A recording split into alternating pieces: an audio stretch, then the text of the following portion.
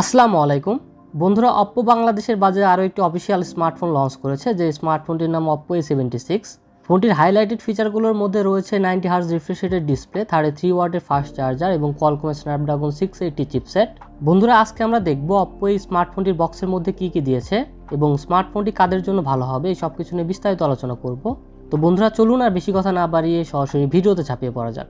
বন্ধুরা চলুন প্রথমে দেখা যাক ফোনটির বক্সে কী কী দেওয়া হয়েছে। ব্লু কালারের একটি বক্সটি খুলে প্রথমে পেয়ে যাচ্ছে একটি সিম ইজেক্টর টুল, কিছু ডকুমেন্টেশন এবং একটি টিপিইউ কেস। বন্ধুরা এরপর বক্সের মধ্যে রয়েছে আমাদের কাঙ্ক্ষিত স্মার্টফোনটি। এছাড়া বক্সটির মধ্যে থাকছে একটি USB Type-C কেবল এবং 33 ওয়াট একটি ফাস্ট চার্জার। তো বন্ধুরা এই ছিল ফোনটির বক্স কন্টেন্ট। চলুন কথা বলা যাক ফোনটির ডিজাইন এবং বিল্ড কোয়ালিটি নিয়ে। বন্ধুরা ফোনটি আপনারা গ্লোয়িং ব্ল্যাক এবং গ্লোয়িং ব্লু এই দুটি কালারে অ্যাভেলেবল পেয়ে যাবেন। হাতে রয়েছে ব্লু কালারের ভেরিয়েন্টটি। বন্ধুরা আমরা অপ্পোর মিড রেঞ্জের স্মার্টফোনগুলোর ডিজাইন যেমন দেখে থাকি, এই স্মার্টফোনটির ডিজাইন অনেকটাই তেমন। ফোনটির ব্যাক এবং ফ্রেম দুই জায়গাতেই পলিকার্বনেট প্লাস্টিক ব্যবহার করা হয়েছে এবং সাথে ফোনটির ব্যাক প্যানেলে একটা স্মুথ ম্যাট ফিনিশিং করা হয়েছে। ম্যাট ফিনিশ হলেও এটা কিছুটা গ্লো করে, কারণ এটার ব্যাক প্যানেলে অপ্পো তাদের চার্মিং গ্লো টেকনোলজি ব্যবহার করেছে। এই কারণে যখনই স্মার্টফোনটি লাইটের সংস্পর্শে আসে তখনই এটা বিভিন্ন কালারে গ্লো করে। ডিজাইনটা এমন টাইপের করা হয়েছে যে সহজে এটাতে আঙুলের ছাপ পড়বে না। ফোনটির ওয়েট 180 গ্রাম এবং ফোনটির thickness 8.4 millimetre.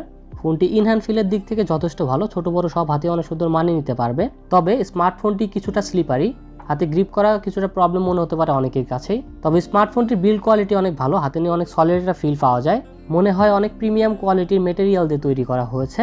Ports and buttons নিয়ে বললে ফোনটির ডান পাশে রয়েছে পাওয়ার বাটন, বামে রয়েছে ভলিউম রকার এবং সিম কার্ড ট্রে। ফোনটির নিচের দিকে রয়েছে Type-C charging port, 3.5mm headphone Jack, primary microphone এবং স্পিকার গ্রিল। আর ফোনটির উপরের দিকে রয়েছে একটি সেকেন্ডারি নয়েজ ক্যান্সেলিং মাইক্রোফোন। বন্ধুরা ফোনটিতে সাইড মাউন্টেড ফিঙ্গারপ্রিন্ট সেন্সর রয়েছে, অর্থাৎ পাওয়ার বাটনটাই ফিঙ্গারপ্রিন্ট সেন্সর হিসেবে কাজ করবে। আর যেহেতু এটা ফিজিক্যাল তাই অনেক ফাস্ট কাজ করবে, এটাই স্বাভাবিক। বন্ধুরা ফোনটিতে যে সিম কার্ড ট্রে রয়েছে, আপনি সেখানে দুটি ন্যানো সিম কার্ড এবং একটি মাইক্রো SD কার্ড ব্যবহার করতে পারবেন, অর্থাৎ ফোনটিতে একটি dedicated micro SD card slot দেওয়া হয়েছে। OPPO A76 ফোনটির ডিসপ্লে হিসেবে ব্যবহার করা হয়েছে 6.56 ইঞ্চির 90 হার্জের একটি IPS LCD ডিসপ্লে। ডিসপ্লেটি 720p HD+ রেজুলেশন ও HDR10 সাপোর্টেড। ফোনটির স্ক্রিন টু বডি রেশিও 83.1%, ডিসপ্লেটির PPI ডেন্সিটি 269 ও ডিসপ্লেটির টিপিক্যাল ব্রাইটনেস 480 নিটস। ফোনটির ডিসপ্লেটির চিন হালকা একটু বেশি হলো, বেজেলটা অনেক কম মনে হয়েছে আমার কাছে। 90 হার্জের রিফ্রেশ রেটের পাশাপাশি ফোনটিতে 180 হার্জের টাচ স্যাম্পলিং রেট রয়েছে।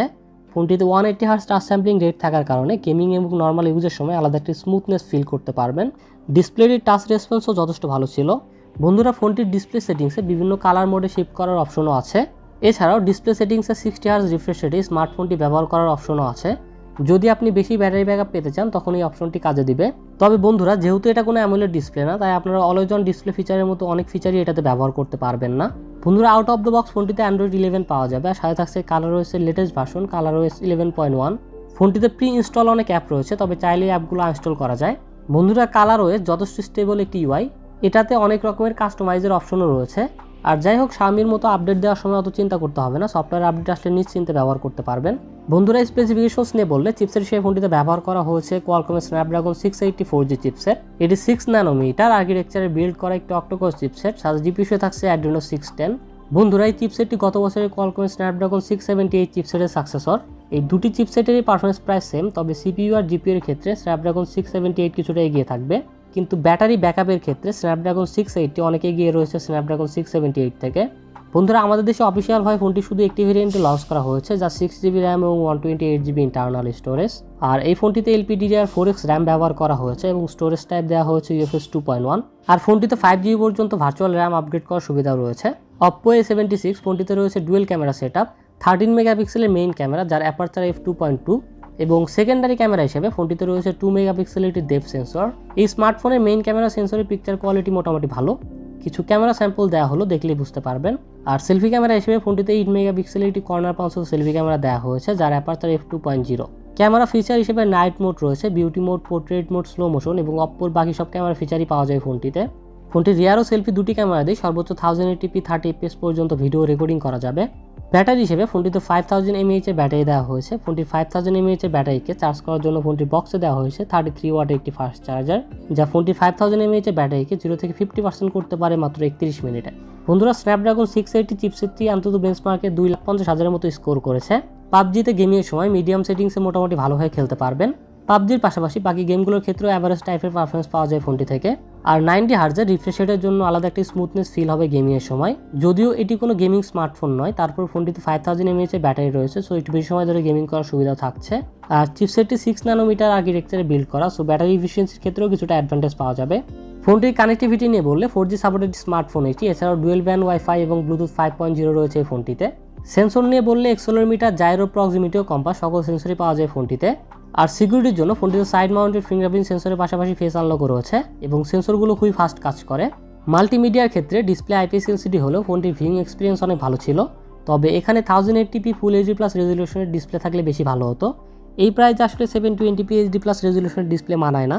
আর এছাড়া স্মার্টফোনটির স্পিকারের কোয়ালিটিটা মোটামুটি ভালো ছিল, যদিও এখানে single bottom firing mono speaker দেওয়া হয়েছে। তো এখন ওভারঅল ফোন নিয়ে বললে ফোনটির 6128GB ভেরিয়েন্টে বাংলাদেশে বর্তমানে অফিসিয়াল প্রাইস 22,990 টাকা। সত্য কথা বলতে গেলে এই প্রাইস রেঞ্জে এই স্মার্টফোনের চেয়ে আরও অনেক ভালো স্মার্টফোন পাওয়া যায়। ফোনটির ডিজাইন এবং চিপসেট তাও মোটামুটি ভালো ছিল, কিন্তু এই স্মার্টফোনটির ডিসপ্লে এই প্রাইস রেঞ্জে একদম মানায় না। প্রথমত এখানে অ্যামোলেড ডিসপ্লে দেওয়া উচিত ছিল এবং অবশ্যই এটা রেজলিউশন 1080p হওয়া উচিত ছিল। তবে এই স্মার্টফোনটির ক্যামেরা মোটামুটি ভালোই লেগেছে আমার কাছে। ক্যামেরার ক্ষেত্রে অনেক কস্ট কাটিং করা হয়েছে, এখানে অন্তত একটা আলট্রাওয়াইড সেন্সর থাকার দরকার ছিল। এই স্মার্টফোনটির তুলনায় আমার কাছে 20,000 টাকায় ইনফিনিক্স নোট 12 G96 স্মার্টফোনটি বেশি ভালো লেগেছে। তো বন্ধুরা, আপনাদের কাছে স্মার্টফোনটি কেমন লাগলো অবশ্যই কমেন্ট বক্সে জানাবেন। আজকে OPPO A76 পর্যন্ত। আপনারা যদি 20,000 টাকার মধ্যে সেরা 5টি গেমিং স্মার্টফোন সম্পর্কে জানতে চান তাহলে লেফট সাইডে ভিডিওটি দেখুন, আর 1 থেকে 2,000 টাকার মধ্যে সেরা 4টি স্মার্ট ওয়াচ সম্পর্কে জানতে রাইট সাইডে ভিডিওটি দেখুন। তো বন্ধুরা, দেখা হবে আবার নতুন কোনো ভিডিওতে। সবাই ভালো থাকবেন, সুস্থ থাকবেন। মহান আল্লাহ তাআলা আপনাদের সবাইকে সুস্থ ও সুন্দর একটি জীবন গড়ার তৌফিক দান করুন। আল্লাহ হাফেজ।